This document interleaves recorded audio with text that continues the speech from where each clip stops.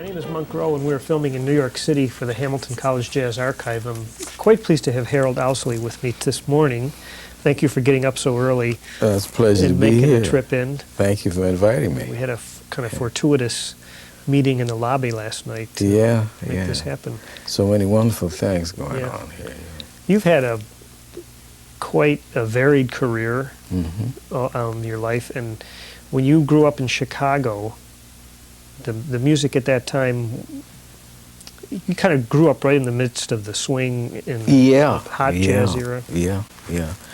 Well, I was when I was coming up, they used to have, even in grammar school, I used to go out to the jam sessions, and sometimes I'd be out there at 1 o'clock in the morning. I have to be at school the next day, you know, well, not grammar school, but high school. The next day I would have to be in school class at 8 o'clock. But there were so many wonderful things going on, a lot of wonderful musicians playing just various places. And at the time, the music was centered in around 35th Street in Chicago. This is where the Grand Terrace was.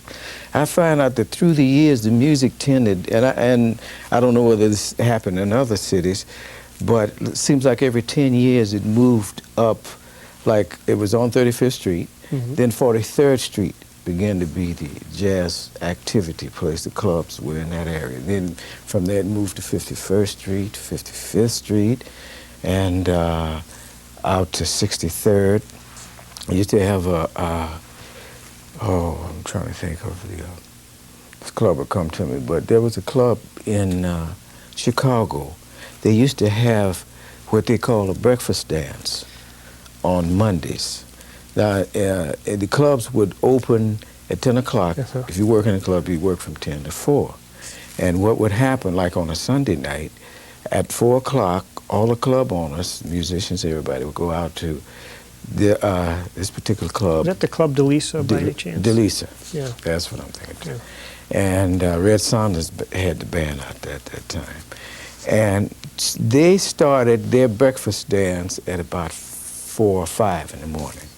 Red would play a dance set at 5, from 5 to 6, and then take an intermission. And then they'd start the show about 7 o'clock in the morning, of course, girls, you know. Wow. And Joe Williams was out there at the time.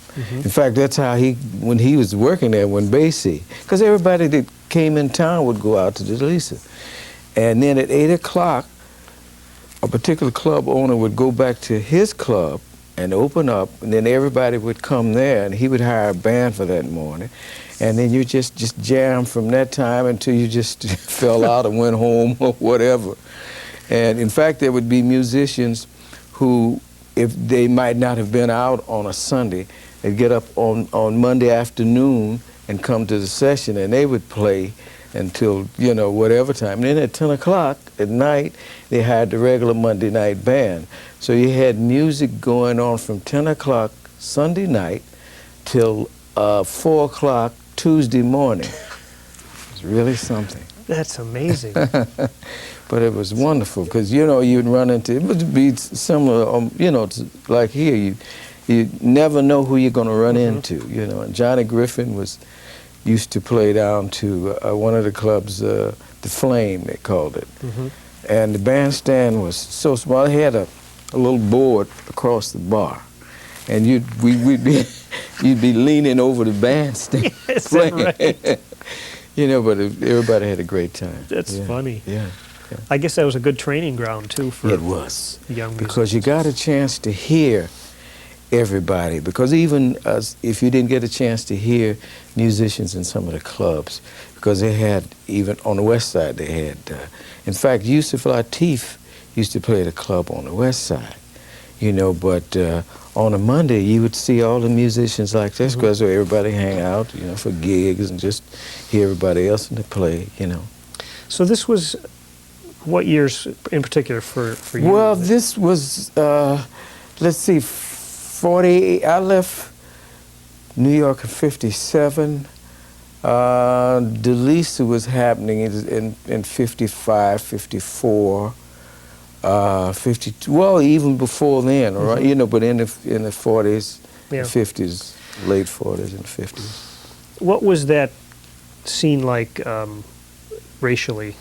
Was it fairly segregated or? Yeah, in certain areas. Yeah. Now, in where the jazz was played, and that was, well, let's see, 39th Street was where the Flame was. Yeah, because at that time, the music had moved from 35th Street up to around 39th Street and 43rd.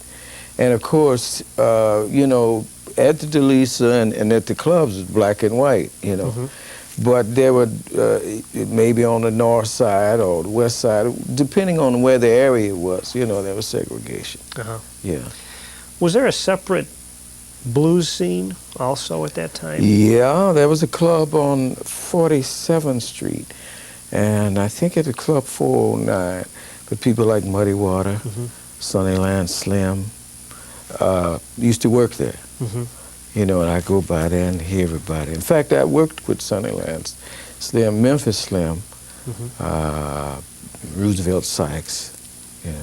Because in Chicago, a lot of times, if musicians wanted to work regular, you had to work with blues groups, you know what I mean?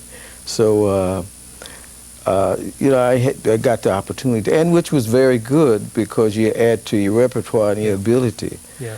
And of course, the blues is, you know, one of the centerpieces of the music. And the thing about the blues is everybody knows about the blues.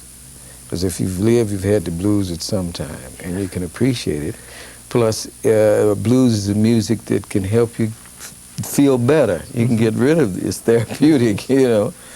So it's really one of the staple pieces, and it's important to be able to appreciate it and get into it. You know. It's a good statement. Yeah.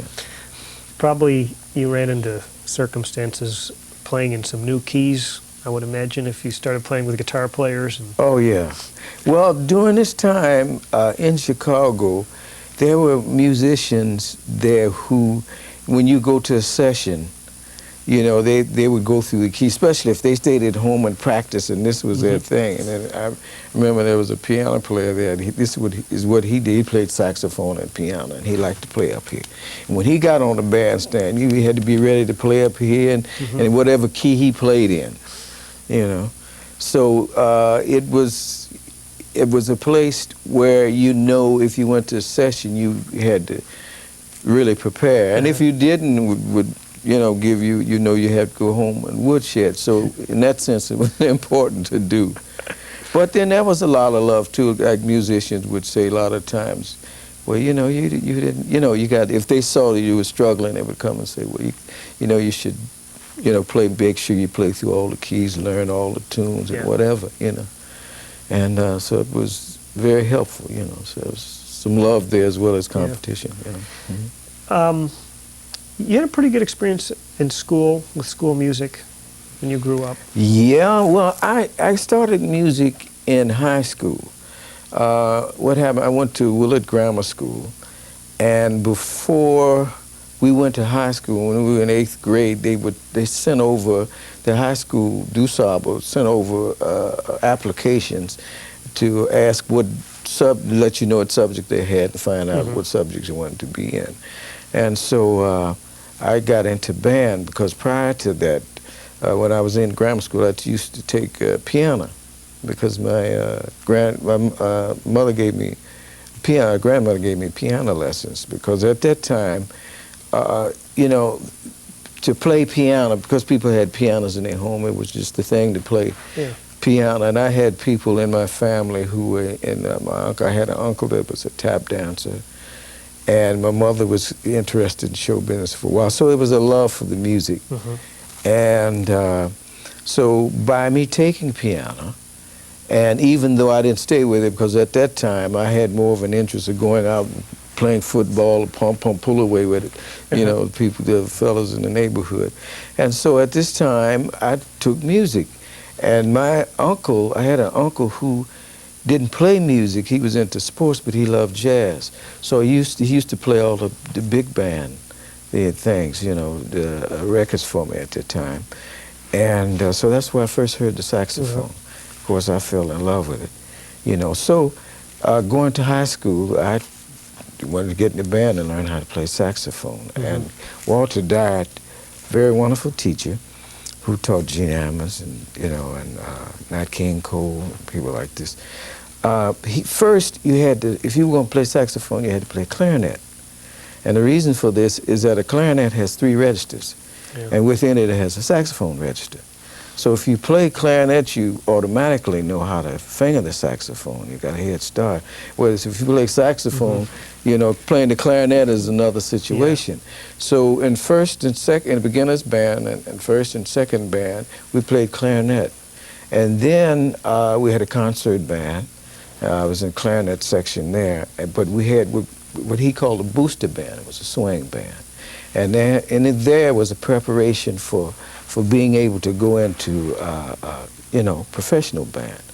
And so, you know, the reading ability and everything. In fact, Johnny Griffin joined Lionel Hampton's band when he was in school. He was 16 at the time, but he was ready to, you know, because Cap prepared us in that way. You know. This was really then kind of serious preparation for a career. Yeah, Is that right? It was. You know, I didn't realize until years later just how much knowledge and ability that Captain Diet had. You know, he was, he used to tell us, when you play to the back of the audience. In other words, then we're projecting our sound all the way so everybody who in the middle is going to hear it, but the person in the back should hear it as well. And I didn't realize until I started reading metaphysical material just what that was, you know, positive thinking and projecting the mind and things like this, you know. And so he was about this, and the things that he taught was this, even though we might not have realized it then, you know. And the thing about, you weren't officially in the band until you got thrown out at some point. Because everybody in the band got thrown out, you know, at some time. Because he would throw you out for some of the just least things that you would think, well, why is he throwing me out for that, you know? I remember one occasion, this was during the wartime, and I had a clarinet, and during this time, some of the shops where you would go to get your instrument fixed, they didn't have what they needed. I went and the repairman had put some glue because the bottom, the bell was broken, and he had to fix that. So what happened, I'm in the band playing, and when you play, the saliva comes down your horn, loosens the bell up, and I managed to catch it before, because I know if it hit the floor, out the door, you know. So I just put it down on the floor. So I'm playing with no bell. But Cap could see everybody in the band, and it was about 50, 60 musicians in the band. And he looked over there, and he came over to me and took my clarinet and said, "What the so-and-so is this?" And everybody fell. He said, "Get out of here." I was trying to keep him getting thrown out and end up, but he would when you come back to him, he would always let you get back in the band because he knew you were serious about wanting to be in the music. Gee, you know. That's a great story. He's you quite know. a legend, I guess.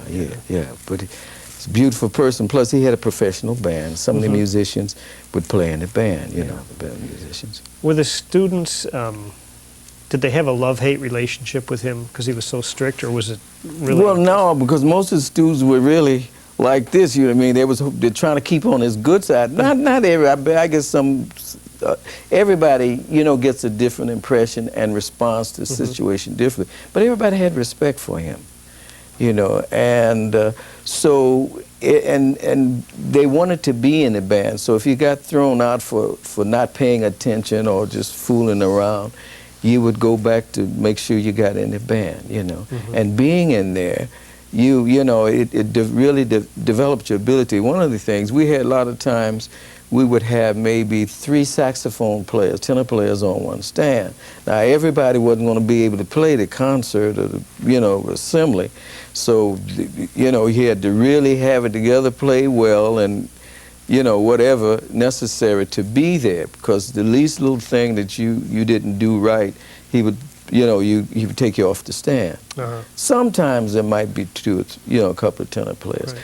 but it just kept your nose to the grindstone, you know.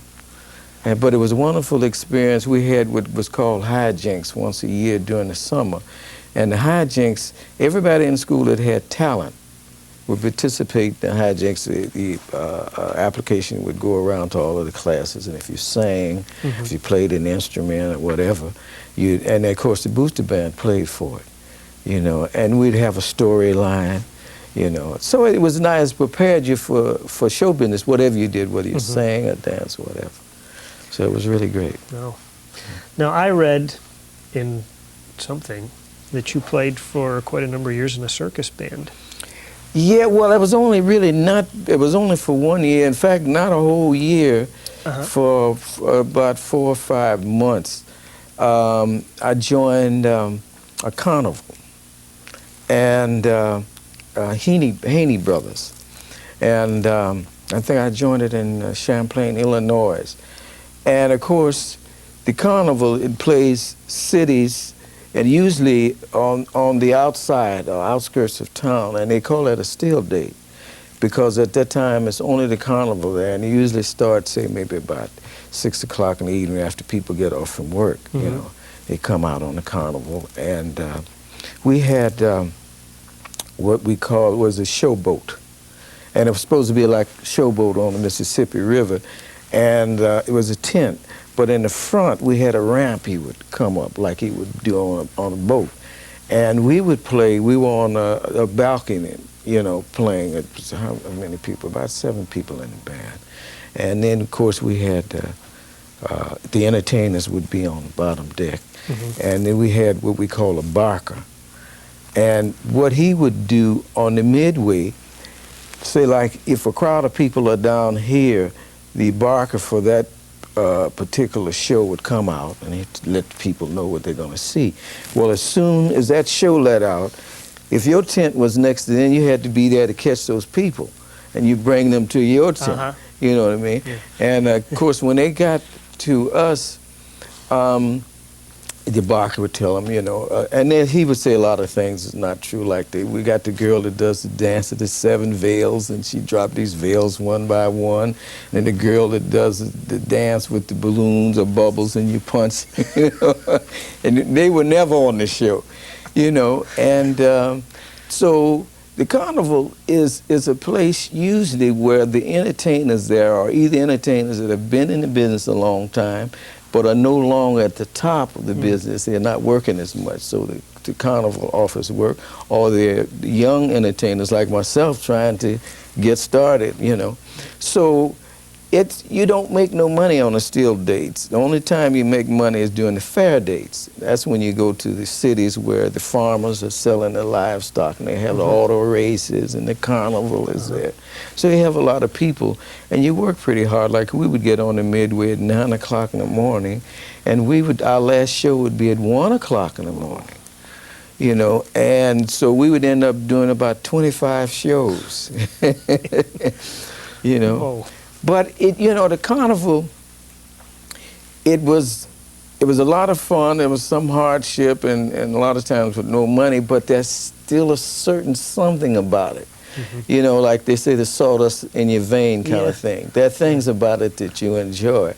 But in the case of the carnival that we went, I mean, you would, after, I guess I was on there about 2 months, I said, well, I'm going to have to get back, because the money was very short sometimes. So I said, well, the next time I get trained I'm leaving. So that's what happened a lot of time.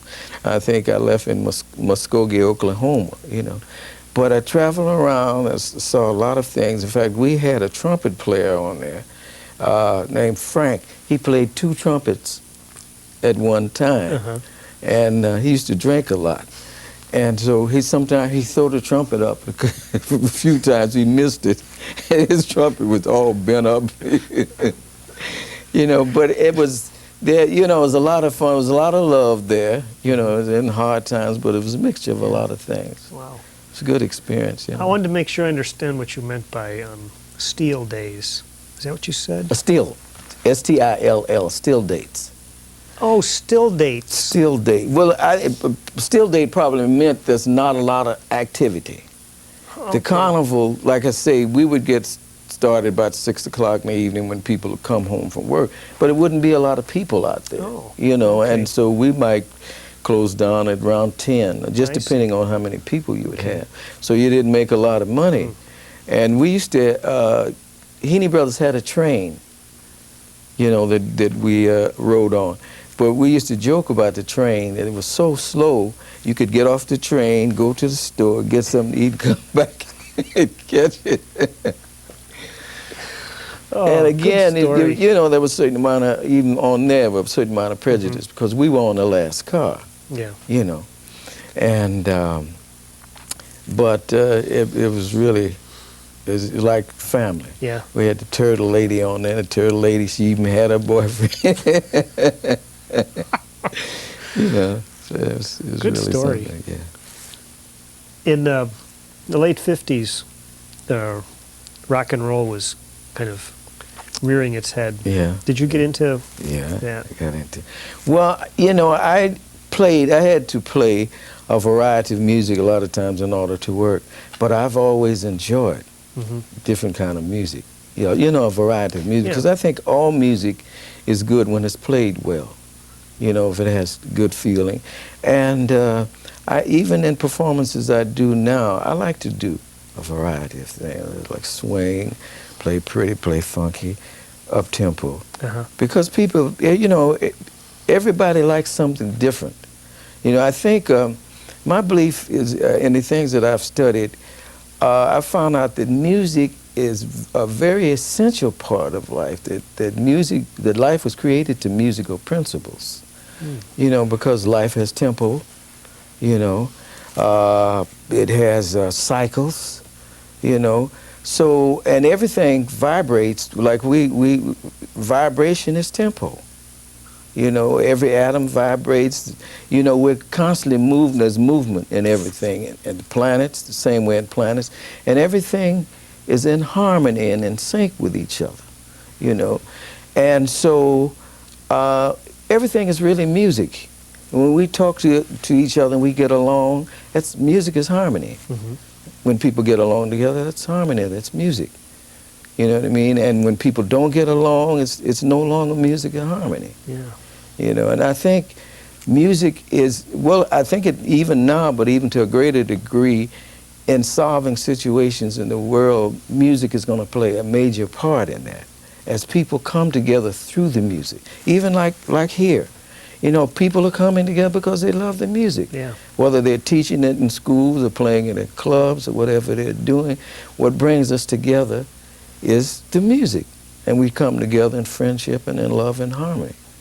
You know, so music is an essential thing, and when people get involved in it, they begin to develop a greater harmony.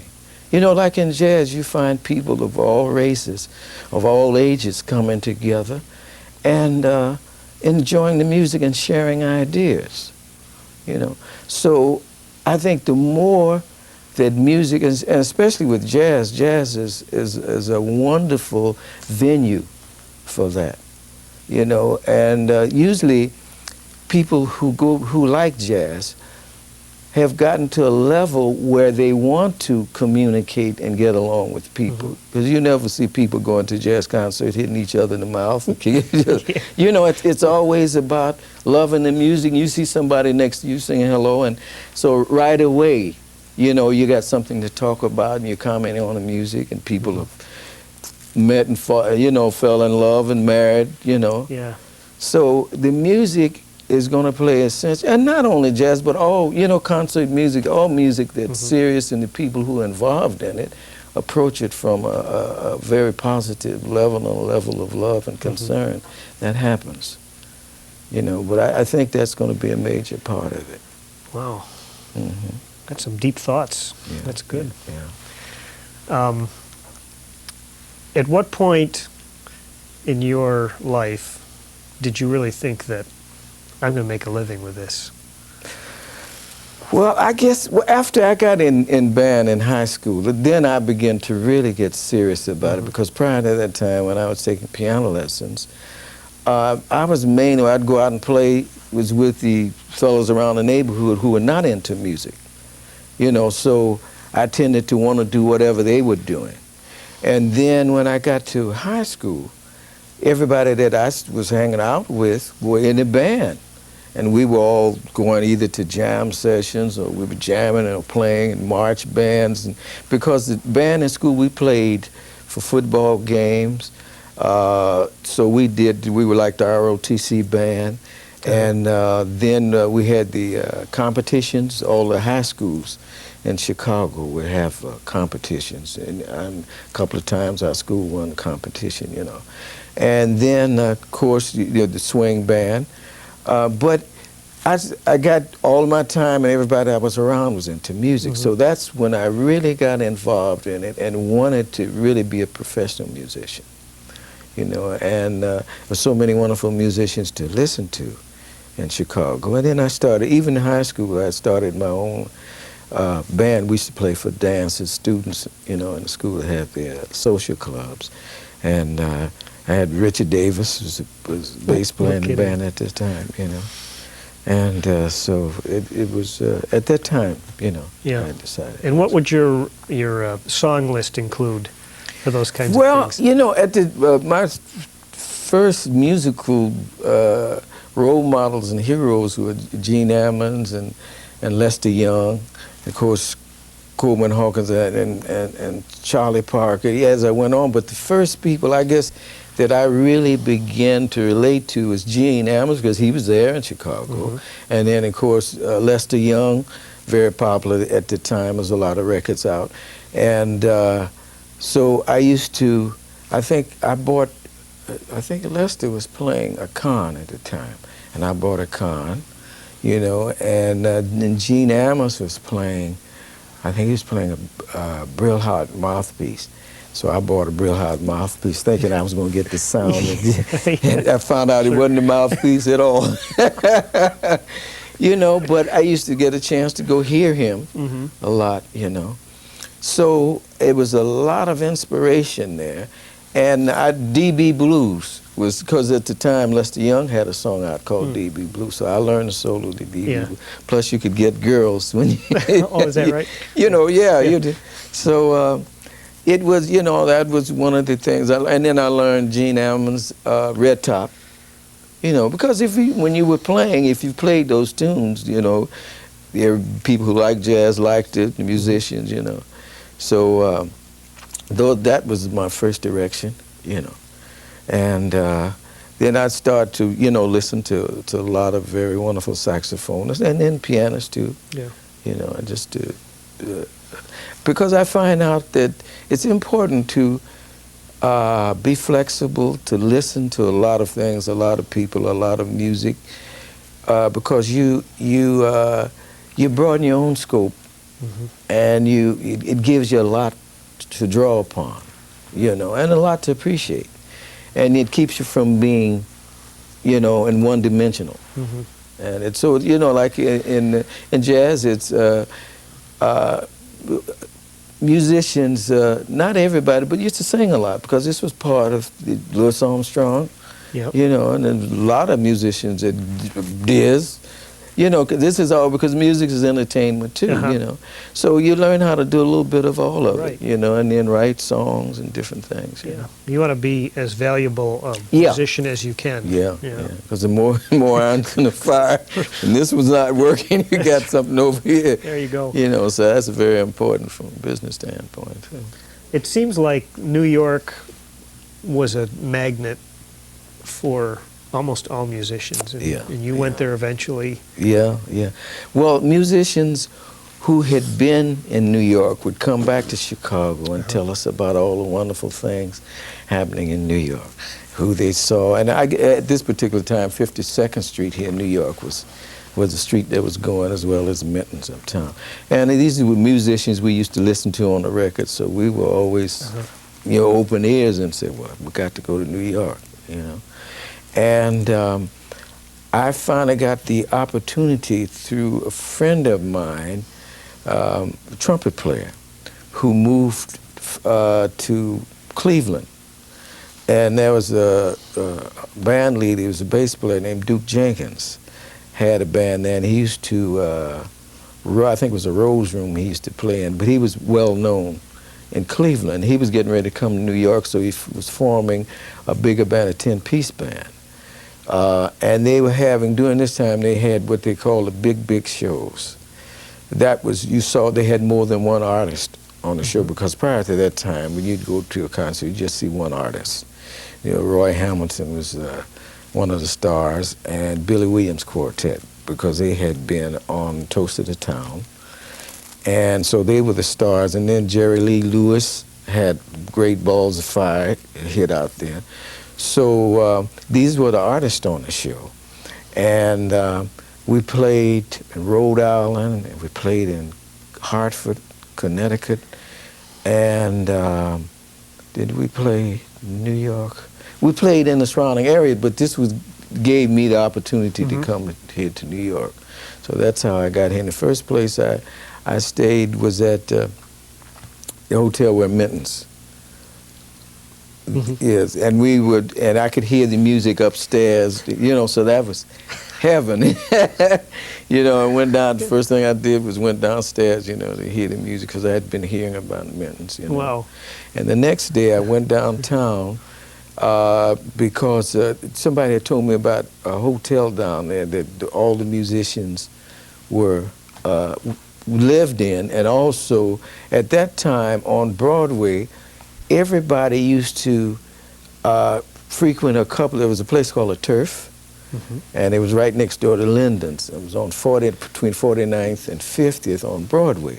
So everybody would come in there and you would meet, because you'd run into people and you'd get gigs, you know, get record dates or what they call demo dates. They used to have demo dates that didn't pay as much as record dates, but a lot of times you might be able to do 5 or 6 demo dates in a day, so that was, you know, good money.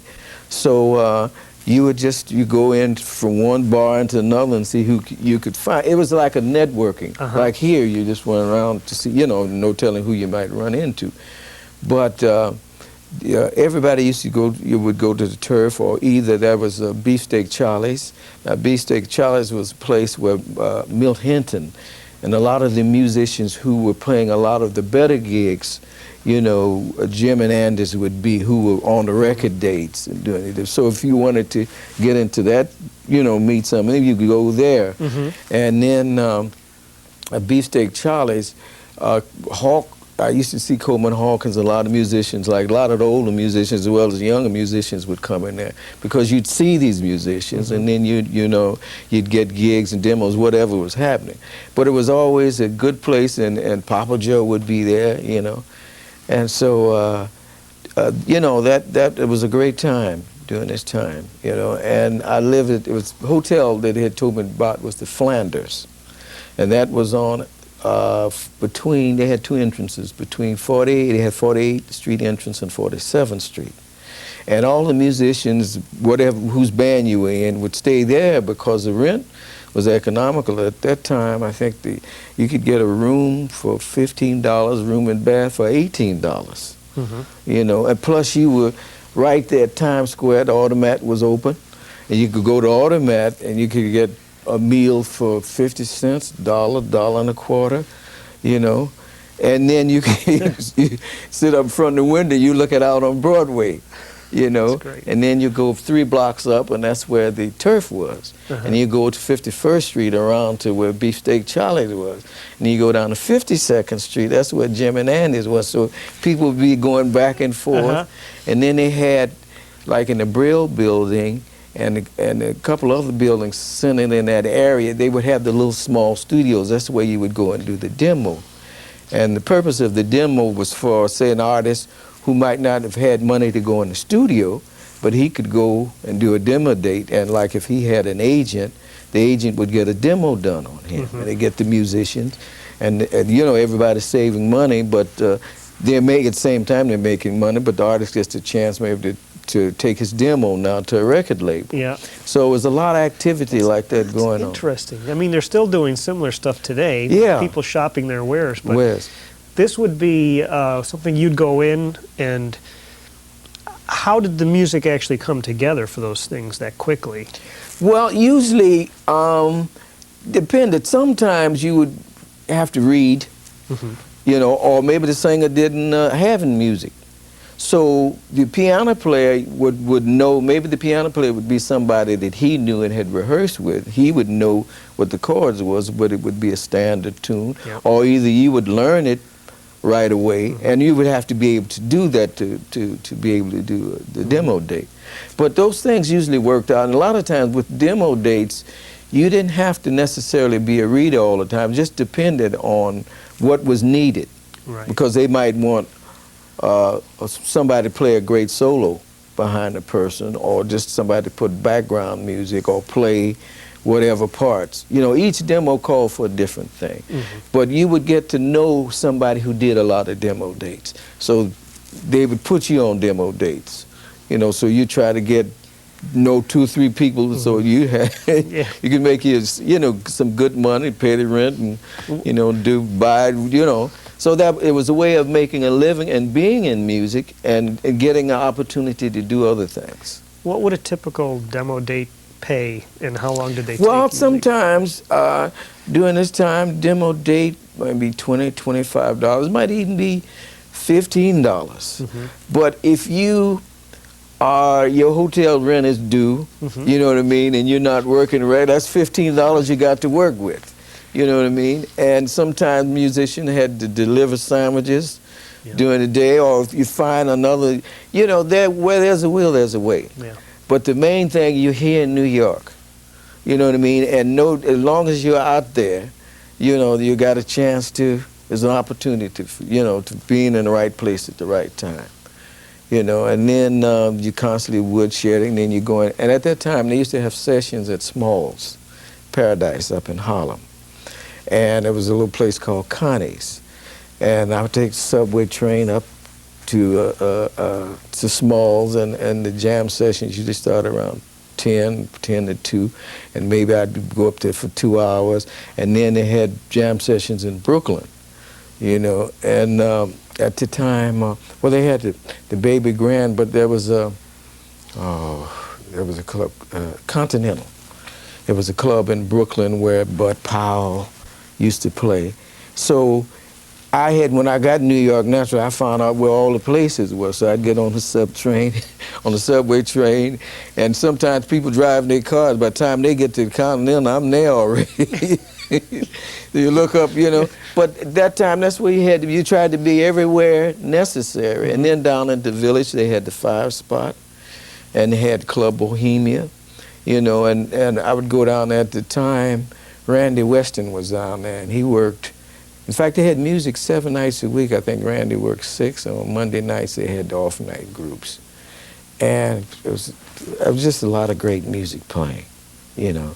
And so you get a chance to hear a lot of music, plus you got exposed. And during that time, record companies, if they heard somebody new was in town from somebody they didn't know, like maybe somebody playing for the label would say, oh, so-and-so is a great trumpet player, you ought to hear him. They came out to the clubs to listen to see who was in town, and that's a lot of times that's how musicians got on the recordings. You know, that doesn't happen like that now. It's on another level. But at that time, you know, I might be sitting in at a club, and you know, in the audience, somebody from record companies there, and you got a date, you know. Wow. And this was about what time period? I came here in '57. Yeah, that's interesting. Yeah, I thought that intense scene had died out, so I'm interested to hear No, that. Birdland was still open then. Yeah. Like I said, the clubs in the Village were open. They had 3 or 4 clubs in the Village, and they still had activity in Brooklyn, and Uptown was still going, you know. And as a matter of fact, Sugar Ray's was open. Sugar Ray, the boxer, had a club. And 7th Avenue at that time, they had 4 or 5 clubs. You could, you know, and you know, clubs, because Sugar Ray's was, he was at 21st Street, had a place called Red Randolph's, which was right across the street from there, and then 125th Street, they had something. Then you go 135th Street, you know. And then at that time, you could just walk around, you know, you would walk from 21st Street all the way up to 25th and 35th Street. And, people be hanging out, and they would go by Wells, and there was a place called Wells right next to the Count Bases. And they had the greatest waffles and chicken. And everybody come from downtown, and, and after they leave the clubs, go chicken and waffles. And then meet in the morning and talk, But that's, and then there were different after-hour clubs, if you knew where they were, and people would go and play. Then, of course, Birdland was open, and everybody would go down to Birdland, especially on Monday night, because they had a section in Birdland. You could come in and you didn't have to drink. You could just sit in that section and listen to the music, or you could go to the bar, or you could sit in the booths, And, of course, everybody, Sarah Vaughan, Miles, everybody on a Monday night that was in town, we'd be down to Birdland because that's a hangout. Yeah. It was really great. Yeah, you make it sound great. Yeah. Like there was a real fraternity between the musicians. Yeah. So your first recording opportunity? Was with Bethlehem Records. And this was in '60. And I'm trying to think, did I recorded? Oh yeah, I recorded when I came back from Europe, because I went to Paris. I was on a show which was more or less like a rock and roll show, the Festival of Songs, and they had Jay and the Americans. Jay and the Americans. Jay and the Americans was one of the headlining groups, and I was with a group called Ray Scott. He was a singer. And we had a girl drummer, and the show toured in Italy on the coastline, all of the resorts, down the coastline, Via Reggio. We even went to Rome, and then after we left there, we ended up in France. It's right now, the name escapes me, but it's one of the places where they have the festivals in the south of France. And after then, I think, we ended up in Paris, because we played the Salle play, and it gave me a chance to get to Paris. So I left, the show ended there, and I stayed in Paris, and I lived over in Montmartre. And I used to take the, what they call it, the metro there. So I learned how to use the metro, and you could get all over Paris. And the great thing about the metro, if you knew where you were going, you could find it very easily, And so I would go over to Left Bank. In fact, the club I worked in was a club called Au Chat qui Pêche, which means the cat that fishes. And the lady who owned the club was Madame Ricard, and she used to smoke a cigar all the time. And she was one of the freedom fighters in France. Yeah. And where we played was down in the basement. And I think maybe at that time during the war, there was like maybe a secret place, that they utilized. But this is a cave where the music was. And because when I first came to Paris, they told me about the Chat qui Pêche. And I went over, a friend of mine, J.T. Hogan, drummer, was working there. He had a band. And so I sat in and played, and he hired me, and at that time, Alice Coltrane, who was not Coltrane then, she was married to a singer, Pancho Haygood, who used to work with Diz. And they were living in Paris. She was a piano player there.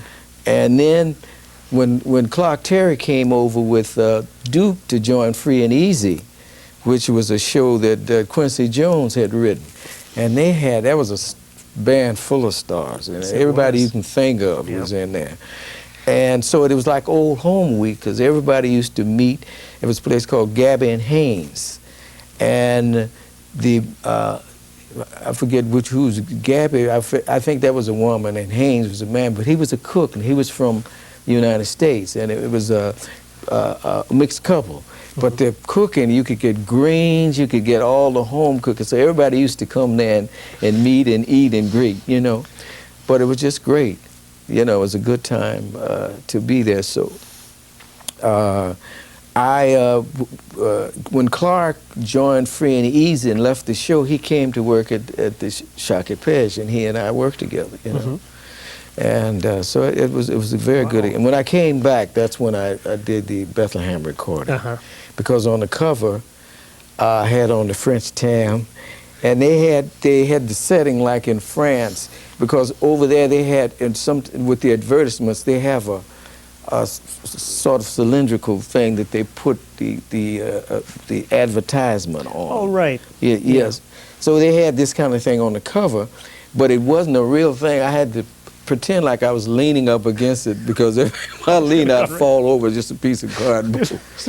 But that was, you know, because I just came. But that was the first recording I did. I'm sorry to make this so long. No, that's interesting. You seem to have been in the right places at the right time for, as far as the kind of intense activity that. Yeah. I've had some good experiences, but I feel that in life, I think we all, number one, are here for a purpose. It's not just being here. So there are certain experiences for us to have that help to fulfill us, help us to grow, give us understanding, patience, a lot of the things that we need as individuals. And I believe in karma. I think our karma takes us to those experiences that we need. You know, if it's music that we're trying to excel in, or if it's writing or whatever it is, we come in contact with people who help us to develop that, who inspire us, or who can give us the information or whatever to help to take us to the next level, you know. And so we play an important part in their lives, and they play an important part in ours. So we're taken to all of those experiences that we need, that are important for us to take us to that next experience. You know, so like our being here together, we didn't know each other before. I would have to agree with that. But experience has brought us. Experience has brought everybody to this point where we are because of their interest in music and what we want to do and what we're trying to do next. And in one way or another, we're helping each other with that program. Because it's all about networking. Yeah. I liked what you just said. Very nice.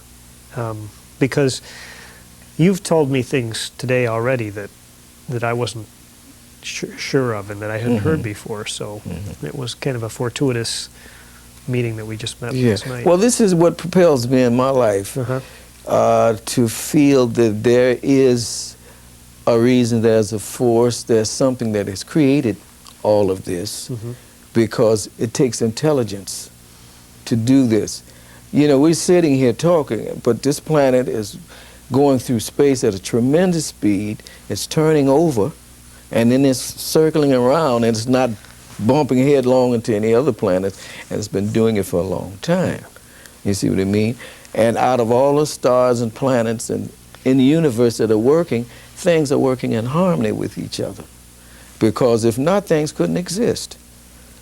But I feel that we are learning who we are and why we are. And as we get to that point, then we begin to do what we're here to do, to help everything to work together better. You know, I think we've been put here to improve everything on this planet, like the caretakers of whatever we can do, whether we're doing it through music or whatever we're doing. If we're helping to add some meaning to other people's lives, like in music, a lot of times people are going through a lot of things in their life, a lot of tension, a lot of things they're uptight about. They go to a musical concert, and this helps to, that moment in their life becomes a beautiful moment, and it gives them incentive to go for another day. You know, I've even had people say, well, thank you so much for that. You know what I mean? Because we have to have something to take us to that next moment. Yeah. And when people don't have anything to take them to that next moment, they think about suicide, or they drink, or they whatever, because that inspiration, that incentive, to live to the next moment isn't there.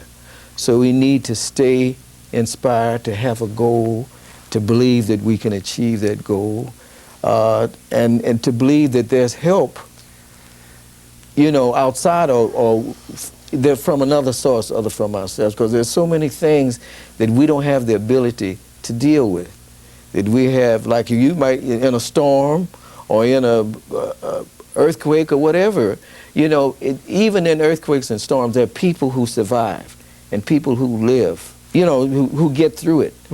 And even people maybe who are in the river getting ready to drown, somebody jumps in and saves them or whatever. There's assistance, and when we go through a day, we get up and go back to bed. Whether we know it or not, we've had assistance in being able to get through that day without something tragic happening. You see what I mean? So I feel that there is a source that can assist us, and the more that we're able to connect with it, a lot of times we avoid paying a lot of dues, or we avoid getting into problematic areas. Now, that doesn't solve everything, because there's still, I believe in life there's yin and yang, there's drama in everybody's life. So there are moments that we'd rather not have, that can be disappointing, or there may be moments when cash flow is short, or there may be moments when we don't feel well. But we have to, at those moments, have to be able to go through those moments to stay centered and have that determination to get over this. And so that we can get back to that point where we're feeling good, and we're feeling energetic and inspired, and we can go out and work on the plan. Yeah. And so it's important to have those kind of inner feelings, and I think that's part of the spirit. And when we see that and realize that somethingness is in us, however we want to relate to it, is there. If we can communicate with it and feel that we can get assistance, because there's times that we need, every day in our life we need to find out what we need to do, what's the best thing to do. When we get up in the morning, should I brush my teeth first, or should I make this call first, or should I go down? You got 10 things that's important, so we have to prioritize. Yeah. So if we have that inner incentive and knowledge, we can do that. And if we believe, well, okay, I have an affirmation I do. I feel that, I say that I believe things are working out beneficial for me, and that the things that I need are coming to me. And I asked to gain the understanding and wisdom to be able to find out how. To get the knowledge. But at the same time, I'm trying to be the best that I can be, and to each experience help me to be a positive, person in whatever activity I'm in, whether it's playing music or maybe giving somebody information on the street, how to get to some place where they're going. We have these opportunities each day to do this. Terrific. Oh, could we chat for a moment about your big band experience? Because I know you would. Oh yeah, with Lionel Hampton and Luke Ellington and Count Basie. It was a wonderful experience for me, because I got a chance to be around and to play with musicians who I had great admiration for. To be able to see the level on how they function, and what the important things were. And I remembered, now when I first got with Count Basie, it was here up in Westchester area. And we were playing, I forget the venue, but we had went prior to that time, into the store, to buy some snacks or whatever we wanted before hit time. And I guess maybe we had an hour or so before we hit. And I just was kind of lost track of time, and I'm just looking for things. I look up, nobody's in the store, all the musicians gone. Nobody said to me, it's time to hit. And I look at my watch, and I'm running to get in, and when I get in the club, everybody's on the bass. And bass is getting ready to hit. I got to step, and so From that moment on, I made sure that I knew what the schedules were. You know, but I found out that you have to be aware of certain things. You know, you have to always be prepared, being on time, knowing, just, you know, preparation is a very important part of it.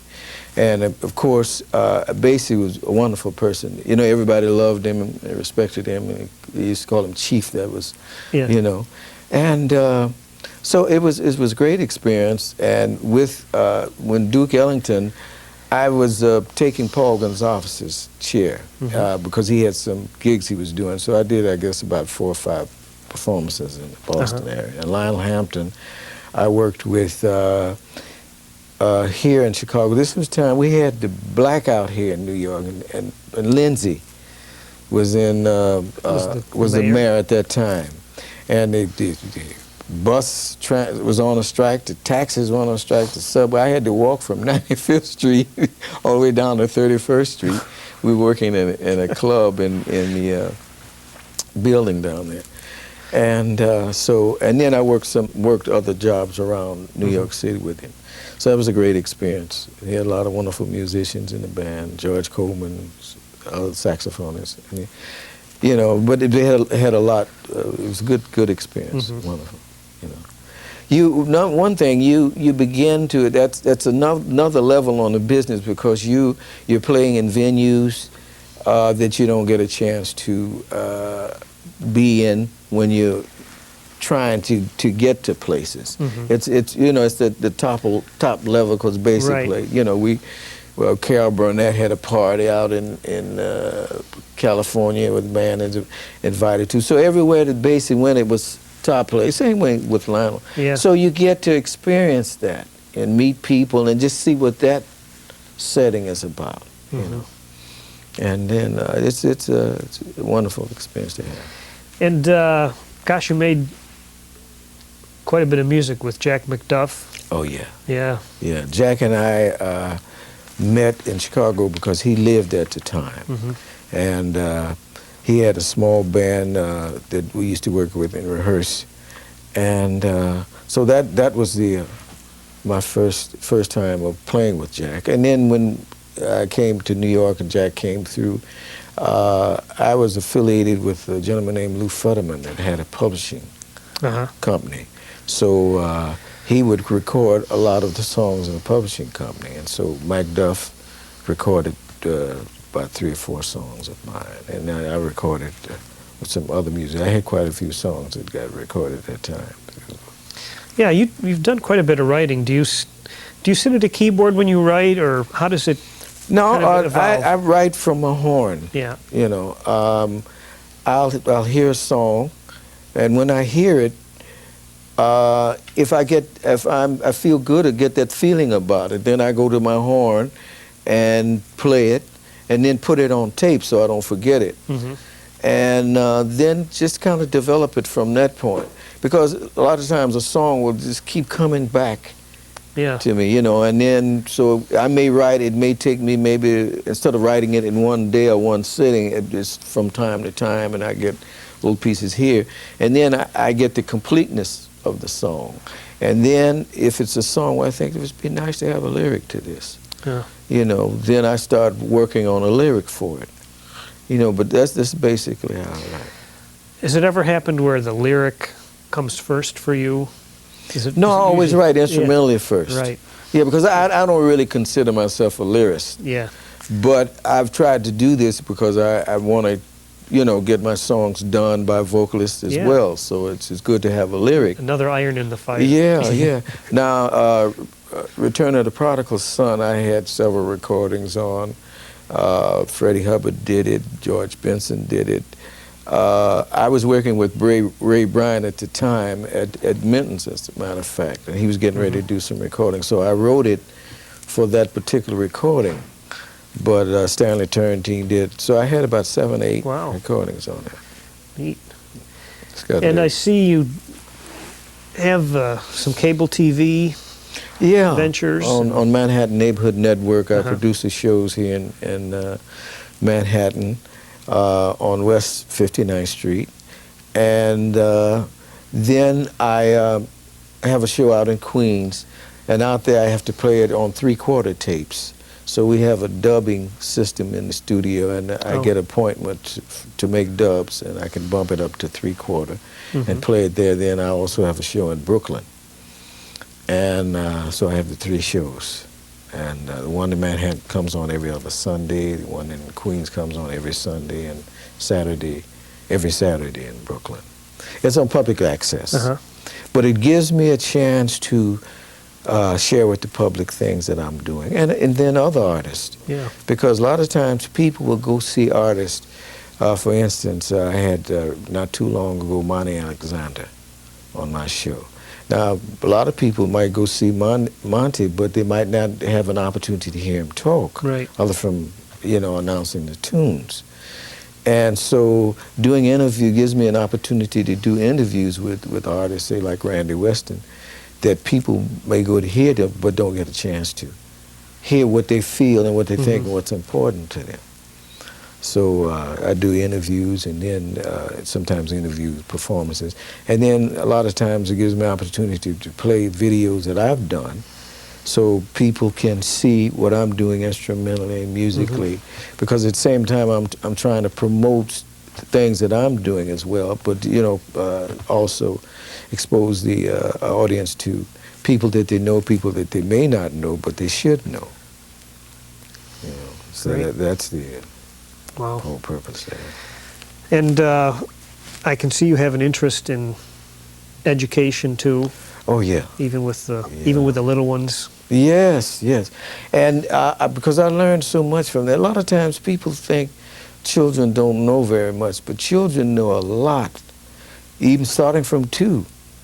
My wife in the school, when they graduated from the school now, they would be ages of 6, but they got diplomas for engineering, diplomas for being, because what you see there, even in playing in kindergarten, here's a child that has a potential for building blocks. Or here's somebody, they see 2 other children fighting, they come and make peace.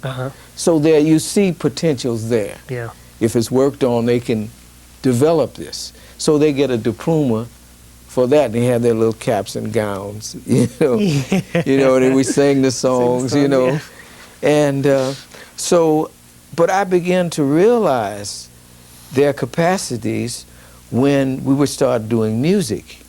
Because usually where I would start off, I would take the saxophone, I'd take it loose, and show them the different parts. This is the reed, and spell R-E-E-D, and we'd have the little cards. So they're learning how to spell the words, they're learning the part on the saxophone, then the mouthpiece, the ligature, and we had cards for all of this. Wow. Sometimes I hide it behind my back, and I say, what is this again? So it makes it, so it's like a game, so we have a lot of fun together. Then I put it together, then I say, this is what it sounds like, and I put it together, and then I would start a song, and then I'd have them to sing this song or play notes on the scale, and I'd say, now repeat the notes that I want you to do at the saxophone. So it would it develops into a whole thing. At the same time, they're listening, they're using their skills to remember, they're beginning to repeat what they hear. So this is developing these potentials that they have. And so, we have a wonderful time, and the academic part of it is, learning how to spell the words. And, right. Yeah. That's great. So it's great. Well, this has been really a great, interesting conversation for me. I have to apologize. Sometimes I get caught up in... we may have to do part 2 down the line, because you have so much to say and so much in your career. And I appreciate you coming today. I appreciate you inviting me. Interesting. I'm so glad we kind of bumped into each other last night. Well, best of luck with all the things on your plate and the irons in the fire. Okay. Thank you very much. I hope to get to hear you play sometime.